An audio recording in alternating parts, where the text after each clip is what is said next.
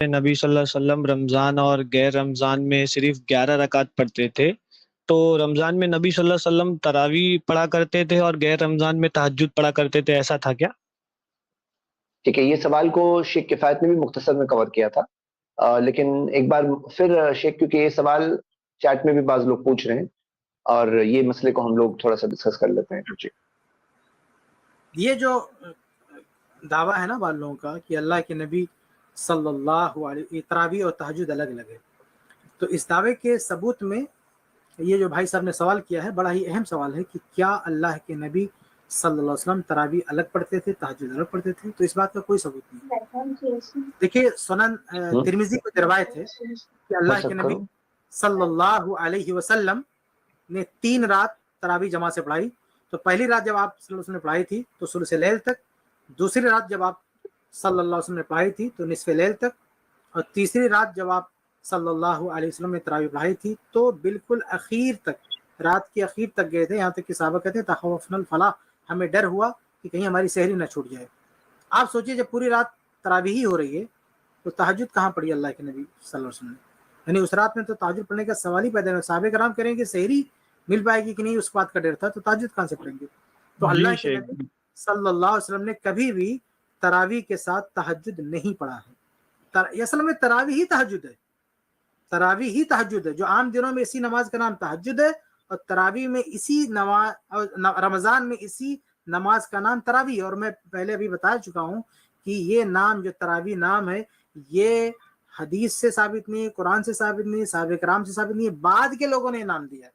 ورنہ حدیث میں تو آپ کو قیام اللیل ملے گا، حدیث میں تو صلاۃ اللیل، جسے تہجد کو صلاۃ اللیل کہا گیا، ایسے قیام رمضان کو بھی صلاۃ اللیل کہا گیا ہے، تو دونوں کو صلاۃ اللیل کہا جاتا ہے. یہ تراویح کا لفظ ہی بات کا دیا ہوا ہے، اس لیے تراویح تہجد الگ الگ نہیں ہے، وہ ایک ہی ہے، دونوں ایک ہی نماز ہے. اور اللہ کے نبی صلی اللہ علیہ وسلم سے کسی بھی ایک روایت سے ثابت نہیں ہے کہ آپ نے دونوں الگ الگ پڑھا ہو، یعنی تراویح کے نام سے کوئی الگ نماز پڑھی ہو اور تہجد کے نام سے کوئی الگ نماز پڑھی ہو، یہ قطعاً ثابت نہیں. جی شیخ، تو میرا یہ سوال تھا، جیسے ابھی لوگ تراویح پڑھتے پڑھتے جب تراویح ہو جاتی ہے 8 رکعت، تو پھر 3 رکعت وتر کو چھوڑ دیا کرتے ہیں جو صبح ادا کرتے ہیں تہجد کے ساتھ. تو کیا یہ صحیح طریقہ ہے کہ آپ تہجد اور تراویح ایسا 2 پڑھ سکتے ہیں اور صبح بھی پھر 8 رکعت پڑھ کے؟ اگر سنت پہ عمل کرنے کا جذبہ ہے، اگر آپ یہ مانتے ہیں، آپ کا یہ منہج ہے کہ ہم اللہ کے نبی صلی اللہ علیہ وسلم کے طریقے کو مقدم کریں گے، اسی کو فالو کریں گے، تو آپ کو 11 سے زیادہ نہیں پڑھنا چاہیے. آپ نے 11 پڑھ لیا، وتر ہو گیا، اب آپ کوئی اور نماز نہیں پڑھیں گے. اگر آپ کو پوری رات نماز پڑھنے کا شوق ہے تو اسی 11 کو لمبا کر کے پڑھیں، یعنی امام کو چھوڑ دیں، آپ گھر پہ آئیں اور خوب لمبا کر کے آپ تراویح کو پڑھیں، یعنی 2 رکعت پڑھیں خوب لمبی پڑھیں، یا 4 رکعت پڑھیں خوب لمبی پڑھیں، پھر 4 رکعت پڑھیں خوب لمبی، فجر تک لے جائیں. تو اگر آپ کو نماز پڑھنے کا زیادہ آپ کو اللہ تعالیٰ نے توفیق دی ہے تو آپ اسی کو لمبا کریں. جیسے اللہ کے نبی صلی اللہ علیہ وسلم نے 3 رات پڑھائی تھی، اور تینوں راتوں میں جو دورانیہ تھا نماز کا وہ الگ الگ تھا. پہلی رات ثلث لیل تک پڑھائی، دوسری رات نصف لیل تک، تیسری رات تقریباً پوری رات تک.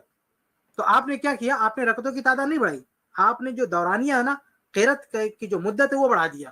تو اگر آپ کو زیادہ پڑھنے کا شوق ہے تو آپ جو ہے اس کی جو قیام ہے اس کو لمبا کریں، لیکن بعد میں جا کے کچھ اور نہ پڑھیں. دیکھیں ترمذی کی روایت میں یہ بھی ہے نا، اگر آپ کو پڑھنا ہے تو گھر پہ جا کے اور پڑھیں، ورنہ آپ کی تسلی کے لیے اگر امام نے مان لو ختم کر دیا آدھی رات تک، اور آدھی رات تک بھی آپ نے تراویح ختم کر دی، تو یہ بات یاد رکھیے، سنن ترمذی کی روایت ہے کہ جب اللہ کے نبی صلی اللہ علیہ وسلم نے آدھی رات تک تراویح پڑھائی تو صحابہ کرام نے اس رات میں، جس رات آدھی رات تک تراویح ہوئی تھی، تو صحابہ نے کہا کہ اللہ کے نبی صلی اللہ علیہ وسلم یہ اور ابھی رات باقی ہے، تو کاش آپ ہمیں بقیہ رات تک بھی پڑھا دیتے تو کتنا اچھا ہوتا.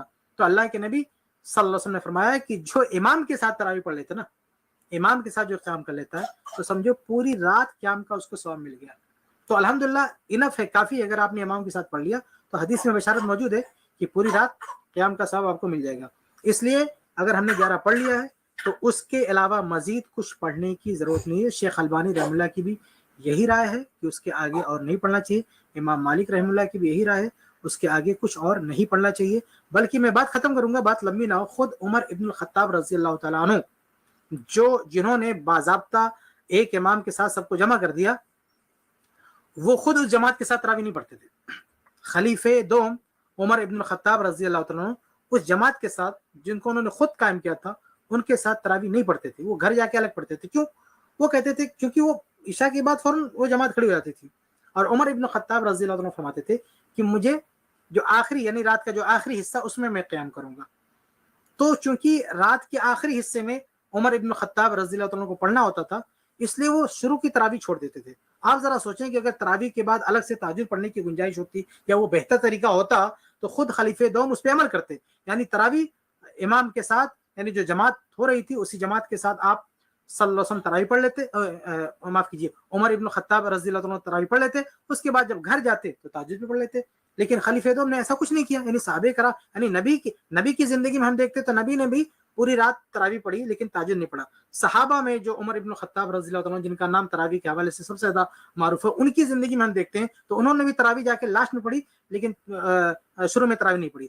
تو نبی کی سنت سے صحابہ کرام کے آثار سے پتہ چلتا ہے کہ تراوی ہم نے پڑھ لی ہے تو اب اور کوئی نماز پڑھنے کی ضرورت نہیں ہے.